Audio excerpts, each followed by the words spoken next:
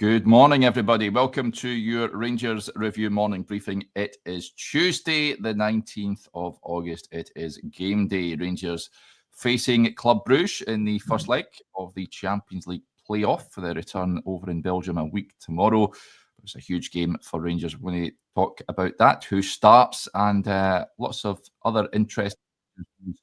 Also, to come from yesterday's press conference and some transfer news as well. Chris joins us to go through all that. How's it going, Chris?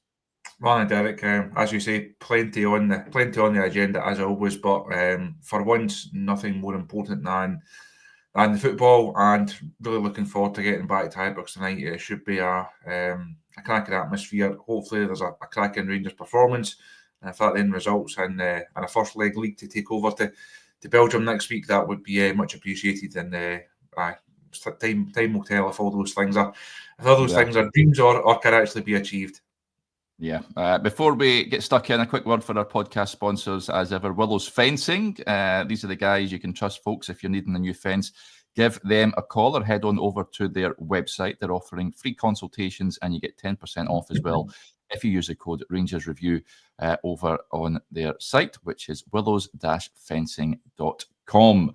Right, where shall we start? Well, we'll start with transfer news, shall we? Because you had the story on the website yesterday, Chris, about Hamza Igamane. And, of course, Lille have been credited with an interest in him over the course of the summer. But they made a quite bizarre approach for the Moroccan. I've struggled to sort of take this seriously when I read it yesterday from your good self, but a loan offer which was kicked into touch by Rangers. Not the response I was expecting to that particular text message. I have to say, I messaged someone yesterday to check that out. I think that there were reports online that Leo had finally actually made an offer and discussions had actually kicked off. So checked it out, and that was the response, to say that they had made an offer to loan Hamza Igamane, and bemused was my initial response. I was expecting to have a number sent back to me to say the bid was X number of millions. Rangers are holding out for this number of millions. For Lille to try and do a deal that would see Igamane leave on loan at this stage, a fortnight left of the transfer window. Fair play to them for having the gumption to try it, but Rangers were never ever going to never entertain anything like that. If Igamane is going to leave, it will take serious money, and time will now tell whether Leo actually want to put serious money on the table or not. This is one it's been on the go for a long time. I know it has been a long summer and it's felt like a very long transfer window. This is one that's been on the go almost since the start of it. To get to this stage of it, and reports from the other side of this saying that Igamane is keen and that he wants the move to happen. For Lille to then get to this stage and decide that an initial loan is the way that they want to go about it, it doesn't smack of an overly serious bit of business. So I say time will tell whether they come back in, whether Rangers choose to do business, where they say, look, you're now a player until January and we're not getting involved in this. We know there's still a number of deals that need done over the course of this last fortnight or so. It's going to be busy, has to be busy from a Rangers perspective. But a loan offer for Igamane, I say it goes almost to the top of the list of bizarre things that have happened this summer. And that's quite something from a Rangers perspective, because bizarre things happen here all the time, unfortunately. I'm all for haggling, incidentally. Haggling's a good thing, but that is just derisory, of course. I would love to have been the Rangers guy on the phone or at the end of the fax machine when that came through. I mean, it's just, I'd love to know the thought process from Lille to think, we'll try and bring him in. They might accept a loan offer with nothing on the end of it, no cash incentive or whatever. But there's a few comments coming in saying it might just be to unsettle the player. And there's a comment here. I can't remember if this was a case at the time. Haggis Killer says, if I remember correctly, Lille did this with Morelos as well. I can't recall if they did that. I know they were very interested in him and had that bid, of course. They were looking to prize him away from Rangers. It never materialised. You expecting them to come back in, Chris? As you touched on there, they do have an interest in Hamza Igamane, but they're going to have to come back with serious cash if they're going to take him away. He's not going to leave on loan, especially when you look at the striker situation at this moment in time. Danilo, I'm not having him, even though I think he might start tonight. And Cyril Dessers, of course, hopefully he'll be part of the squad, but we all know he's not someone that you can rely on too much this season. For me, Rangers still need to go into the market and bring in at least another striker, despite having these players on the books. But yeah, I can't see him leaving. And Rangers are well within their rights, I think, as well, to stick by their guns with how they value Hamza at. He's on a really good contract at this moment in time. They're in no rush to sell him. No, I think we spoke about it earlier on in the window, and there's a lot of numbers being bandied around, and everyone has got their own idea of what a player like Igamane, his profile, his potential is worth or could be worth in the market. From memory, I think we were not that far away, around about £15 million or so. That's what we all on the show all kind of agreed. If Rangers can get round about that kind of ballpark, that'd be a good bit of business. And for a guy who's brought in for a very low fee, you've not put a lot of money into, you've not actually put that much time into, to flip a player like that for a profit like that inside 12 months, I think would be a really good bit of business for Rangers.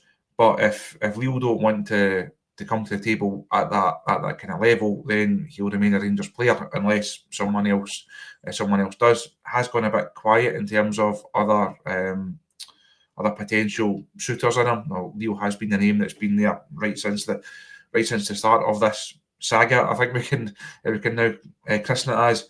So time will tell. If Lille want him, they know what the price is. They know what Rangers could potentially do business at. If they don't, they then have to move on to other targets. And more importantly, from a Rangers perspective, Igamane has to really knuckle down and focus on life at Rangers. It's been a really stop-start first few weeks of the season for him. He's also had all this interest over the summer, and then had the delay in him coming back. He also played and then was out for a while. He needs to get himself as fit as possible, as sharp as possible, and importantly in the right frame of mind, because he will be needed. Does he play tonight? Does he start tonight? Who knows?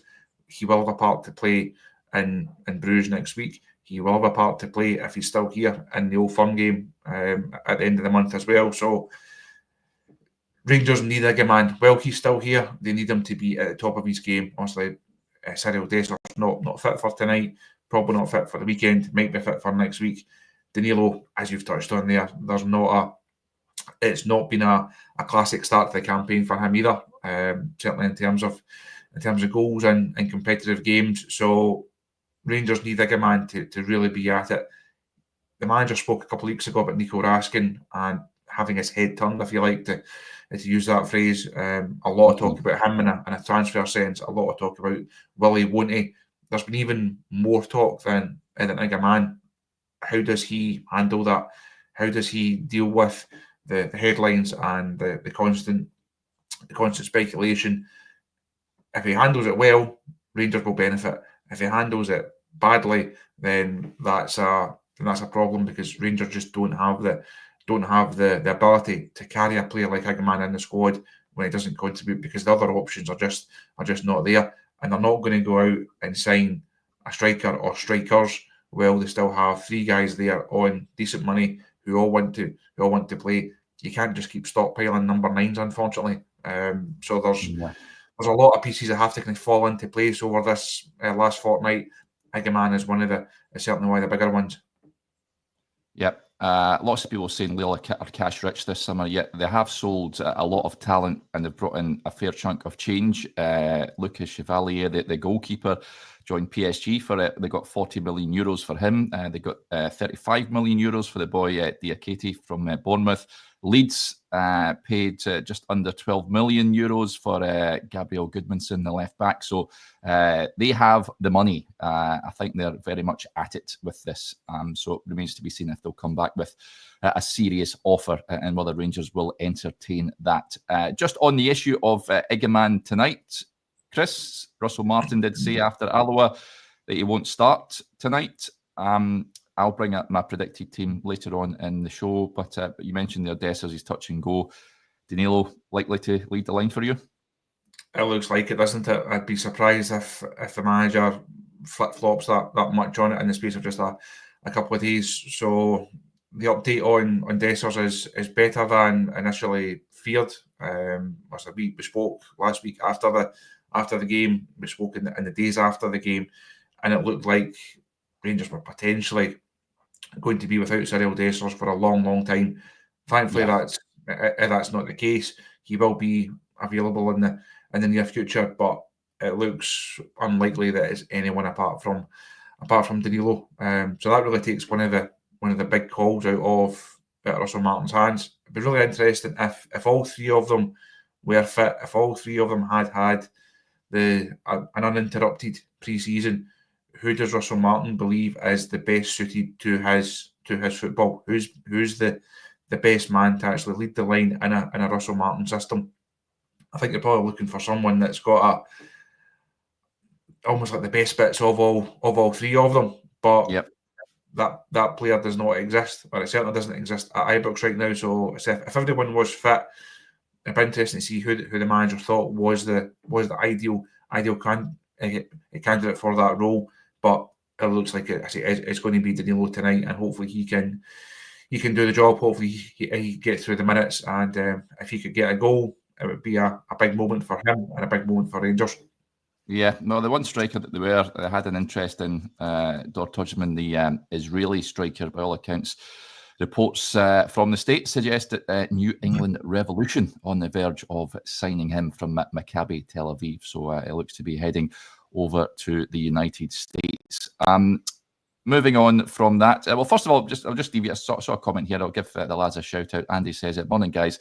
Just listen to you on the Hands Across the Water pod, Derek. Cracking podcast. Yeah, big shout out to William and Baz. I was on last night with those two gentlemen, and it was great fun. So do go and give them a follow, folks. The Northern Irish Bears over there doing a cracking job as well. So yeah, big shout out to them. Glad you enjoyed it, Andy. Moving on from that and the European squad, of course, Jayden Meghoma arrived. He was unveiled Sunday, was it? I think it was Sunday evening. He was confirmed as a Rangers player, and no real surprise, but he has been added to that European squad, Chris. Left back, of course, 19. He's arrived on loan from Brentford for the season, worked under Russell Martin at Southampton before his £10 million move to the Bees. Does he start tonight for you? Talk about big calls. I think that was that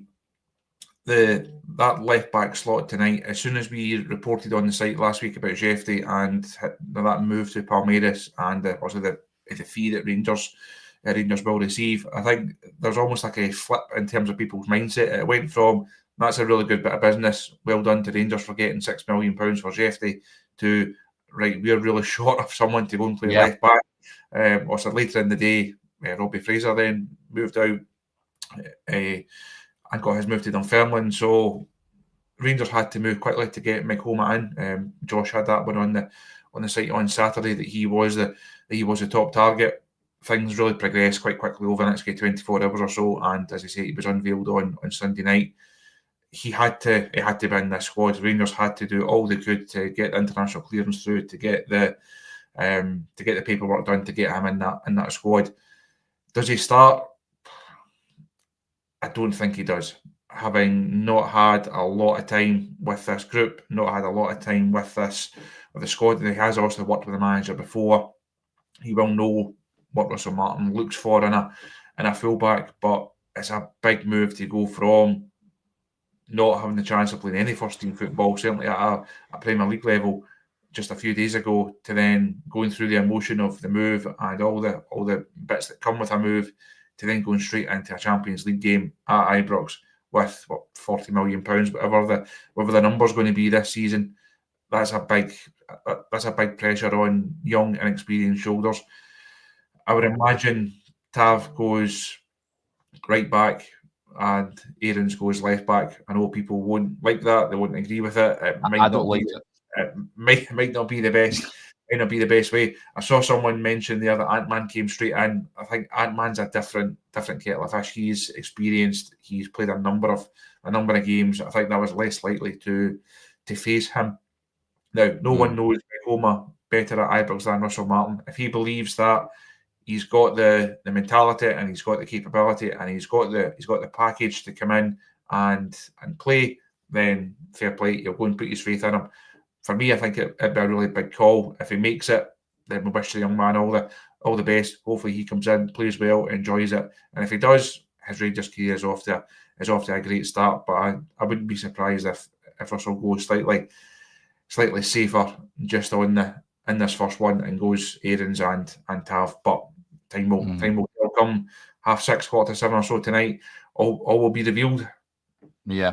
Incidentally, those asking who's the player that's dropped out, I think it's Nadim Bayrami has dropped out of that. Jeff Day has dropped out, of course, as well. And when the squad was announced earlier after the Pilsen game, Cortez dropped out for Mikey Moore. So, it will be interesting to see what that team selection is. Tello Asgard was up for the press yesterday. That doesn't automatically mean that he starts the game, of course, but I'd imagine we'll see him at some point tonight. Moving on from that, let's get my team up before we get on to what Russell Martin had to say in his press conference, and he addressed the Nico Raskin rumours. This is the team now. This is not the team I would necessarily go with, folks, but how I think Russell Martin might line up. So this is the team. Butland, Tav, Giga, Suter. I've got Meghoma coming straight in at a left back, just based on the fact I think that he is a left back, and Rangers don't have any others apart from Ridvan, who has obviously been frozen out. Rothwell, I've got the Rothwell, Raskin and Diamande midfield trio. Whether that works or not remains to be seen, but I did say Nico will play tonight. And then the forward line, Danilo, I think, just given the Russell Martin's comments on Igamane, Antman and Gassama on both flanks. But don't be surprised to see the likes of Lyle Cameron, even Mikey Moore potentially. But I think that is probably will be there or thereabouts. Chris, would you make any alterations to that? I don't think you're that far away. As I've just discussed there, I wouldn't be surprised if Aarons comes in and starts left back. I think the front three all but picks itself. I'd be surprised if Gassama or Antman come out for Moore at this stage. We've already spoken about the number 9 role, so Danilo has to have that one. I think we'll see Rothwell come back in. The two ahead of him, now, do you go Raskin, Diamande? Do you go Cameron and Asgard? Do you go a mixture of them? We need to see Asgard come into this side at some point. He's been signed to be a starter. Now, like you said, just because he did the press yesterday doesn't mean to say that he's definitely going to start. He will clearly be in the squad. I think we'll see him at some stage. I don't think you'll be that far away with that. I know people will say Lyle Cameron has done nothing to deserve to, as Bob says there. No, that graft, that bite, that energy, and he also got his goal last time out as well. So he should be in a really good place. Diamande, I think for me has been a disappointment of late. I don't think he's offered enough. It seems to be it's the other midfield slot that's the one that's up for grabs. And people seem to think that it's the Raskin position that's the one that's there for like Cameron to get or Asgard to get. Interesting to see what the situation is with Diamande. Once everyone is fit, he's not going to have that place to himself. I don't think his form merits it, but I don't think you'll be a million miles away with that. So just save that graphic, and you might only have to change one or two names when we put the team out around about 7:15 tonight. Yeah, I have saved it. Don't you worry about don't you worry about that. It takes an age to make these up, incidentally. So, yeah, that is saved as one of the tabs on my laptop, that's for sure. Big shout out to Voni Tidmar. He says, greetings from Stewart Island. Must be as far away from Glasgow as possible. Let us know where Stewart Island is. It must be, yeah, I'll have a guess. I've got no idea where it is. I'm going to say somewhere maybe Pacific Australia, maybe down that neck of the woods. Chris, you want to have a stab in the dark of this? Given how you're saying how far away it is from Glasgow, then again, for the second time in a minute, I don't think they're that far away. Yeah, round about there. Put us out of misery, please, buddy. Let us know where that is. But yeah, that's. I think Blair's team. We'll pop them out on the website a little later on. But he has. I'm just trying to think off the top of my head who he's got in his team. Let me see here. He's got Lyle Cameron playing as opposed to Nico Raskin. So yeah, and Max Aarons at right back in place of James Tavernier. So, yeah, there you go. Wick Warrior gets in touch. He says Stewart Island is in New Zealand. So pretty much nearly bang on with that one. So happy days. Right, moving on from that then. So it was a press conference day yesterday. Russell Martin was speaking and he addressed a number of issues just on who's fit and available, as Chris mentioned and touched on earlier. So I think Cyril's probably the only concern, really. He'll be touch and go. He's responded really well to treatment. And as I said, it was nowhere near as bad as we first feared. So if it's not tomorrow, we expect him to be back for the weekend and next week. Now, he was also asked about Nico Raskin. It follows rumours that over the weekend that he's asked for a transfer away from the club.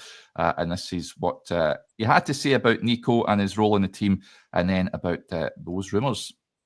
Better and better. I think he'll get better and better. He was only not in the squad on Saturday for a rest. He picked up a kick on Tuesday, but he's trained really well. And I think, he's going to be a big player for us. I said that from the beginning. But I also said, obviously, it's been a difficult summer for him and all that, but the last few weeks, I've loved the energy that Nico's brought, and he's going to be really important for us. And he will play tomorrow, and he'll be a big player for us. There was some reports at the weekend that he had asked to leave the club. Can you squash those reports? Yeah, no, he's been really good. So we analysed his clips, me and him together from Tuesday. So yeah, no, I've not heard anything. Not at all. So he's been brilliant, and I'm pretty sure Kevin and Patrick in the game would have told me if we'd had heard that. So no. So there you go, Chris. What did you make of that? This is I've said this before on Nico Raskin. He's Rangers' best player, in my opinion. I don't think there'd be many that would disagree with that. If he wants to play as a number 6, play him as a number 6. Move Joe Rothwell up or put him on the bench. That is my view on it. I would like to see Nico stay at Rangers for at least another season. However, if Russell Martin plans to play Joe Rothwell as that sort of midfielder in front of the back four, and Nico's a bit unfamiliar and uncomfortable playing in that role he's been asked to do, then Rangers should be looking at offloading him, because there's no point in having someone that you're not getting the best out of. But what did you make of Russell Martin's comments yesterday? I think it's a big couple of weeks coming up for Nico Raskin, not just in terms of what he can achieve domestically, but internationally. It's a World Cup year. He broke into that Belgium squad last season, received a lot of plaudits, received a lot of praise. People really saw his game improve, and he grew as a player in those matches. Grew as a player in Rangers matches in the second half of last season as well. Someone who the fans hold in really high esteem. If he stays, he has to be sure that he's going to get the required game time to allow him to get into that Belgium squad. He doesn't want to be sitting at the end of the season with regrets of, I've not done enough, I've just missed out, and it's because I stayed at Rangers. As the comment said there, if there's Champions League football on the go, you would imagine that would be a big tick in a box in terms of Nico staying. Like you, I really like him as a player. I think he's got a lot to offer. If he was to move on, he has to be replaced. It's not a case of you can just afford to lose someone of that quality and not then go back into the market. Not just in terms of a number and a squad, but in terms of what he can bring to the team as well. I think he's still got a lot to to give to Rangers. Hopefully, we see that this season because I think he can still be a big player. It might not be as a starter in that number 6 role as he sees it every single week, but he does have too much talent to not be in the team. So hopefully he can, if it is going to be in that left-sided role as one of those number 8s, hopefully he can really knuckle down. He can take on board what the manager is looking for, and he can make that place his own. I think that there's more love for Nico than there is for Igamane at present amongst the Rangers fans. I think that's probably been the case throughout their respective Rangers careers, to be honest. So I think people they'd be really keen for Raskin to stay. The manager has spoken a couple of times about him now. He's not said anything overly negative about his situation, and no surprise that he can knock down those rumours of the transfer request. It's not something that actually happens that often these days. Nico will know the situation. Rangers will know the situation. It doesn't have to get to the stage of here is a formal transfer request. It won't get to that stage if Nico decides that he wants to move on, or if Rangers decide that they want to move him on. But if that was to happen, and he's not a Rangers player come the start of or after the transfer window, he has to be replaced because Rangers, as I say, can't afford to lose someone off his quality. Yep, my feelings and many others on Raskin, but this is a show where we welcome differing views. And Nicky not having him says it might be the most overrated Rangers midfielder of my lifetime. Best games come when we don't have the ball. Average passer in 6 good months in 3 years. Sell if a good bid comes in all day. So he's not on the Raskin train. Certainly, I'd be starting him tonight. But it remains to be seen where he starts and what his future holds. I agree with you, Chris. I think the next couple of weeks are huge, not only for Nico Raskin, but for Rangers as well, and for Russell Martin. Up until the international break, you've got the Bruges doubleheader, you've got the game at the weekend against St Mirren, and you've got the looming Old Firm fixture at Ibrox. What is your hunch telling you about those games? You think by the time the team break up for the internationals, they'll be in a good place, or will the atmosphere be a tad more toxic than what it is at the moment, do you reckon? 4 wins changes the dynamic quite considerably, doesn't it? 4 defeats, and I might be putting in for some annual leave the first couple of weeks in September if it's 4 defeats. I've been through a number of those situations over the years. I don't know if I can stomach another post-mortem at this stage of proceedings, but it's a real opportunity for Rangers, and everyone I think has this, and it comes back to how up and down, well, mainly down, unfortunately, the first 3 weeks of the season have been.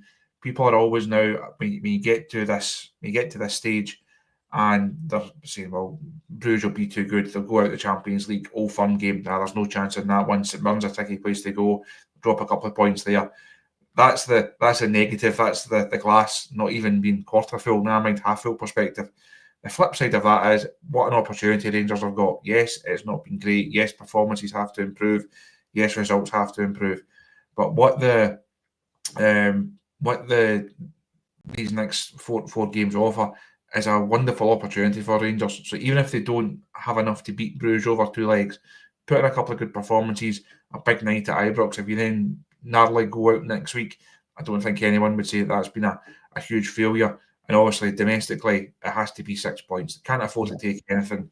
I can't afford to drop anything, against St Mirren. And then the Old Firm game, if you can win that, cut the gap, and go into that international break on a high, it does so much to change the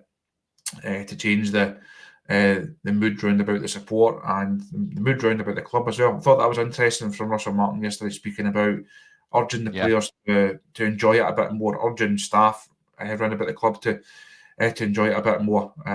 So let's hope that's the frame of mind that people are in come the end of that 4 games. Of course, it's still cliche. It's 1 game at a time. But if they could get off to a good start tonight, with a positive result, good performance, that would certainly change the mood a wee bit, and hopefully then could bounce Rangers on into these next 3.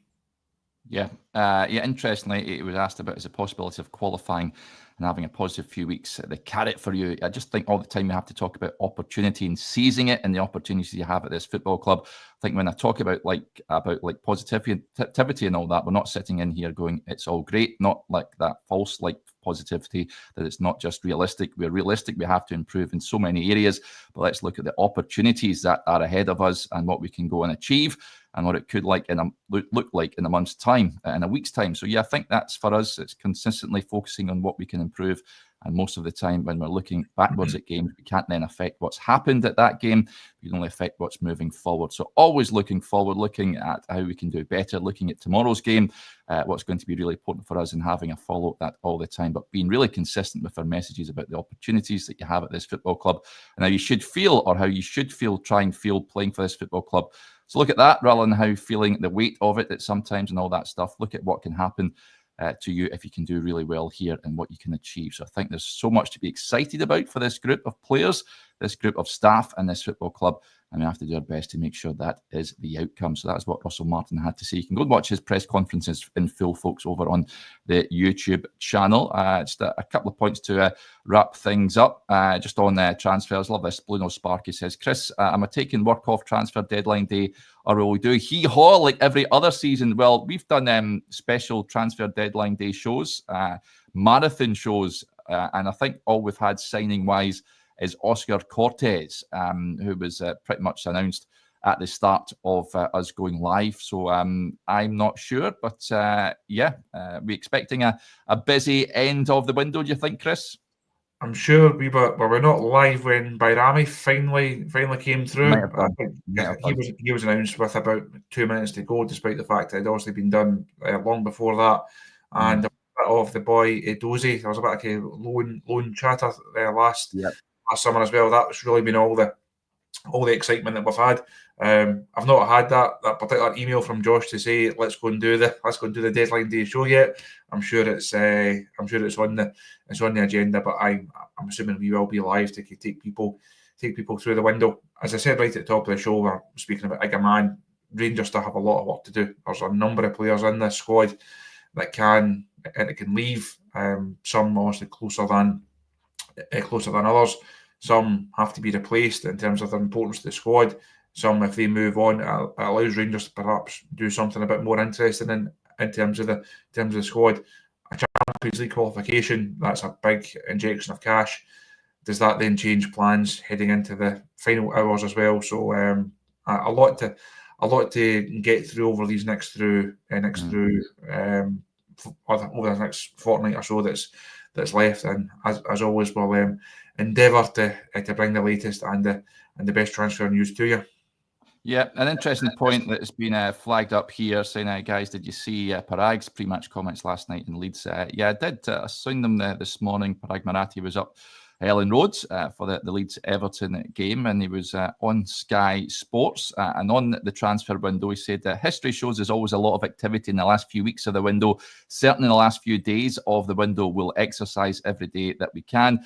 Can't speak for other American owners. I can only speak for myself. I've been in sports for almost 3 decades now. I love winning. I hate to lose. That's what drives me. I don't think about the commercial side of it. I think about making this club as successful on the pitch as it can be. It matters to me. There's no hours in a day or weeks in a year that limits me. It's win or go home. And I just want to do everything I can to get this club as good as it can be. So he does expect Leeds to be very active in the window. I wonder if that will be similar with Rangers as well. Incidentally, another heads up, folks, if you want a bit of an insight into tonight's opponents, we've got a brilliant guy on, Belgian guy by the name of Hans Noel.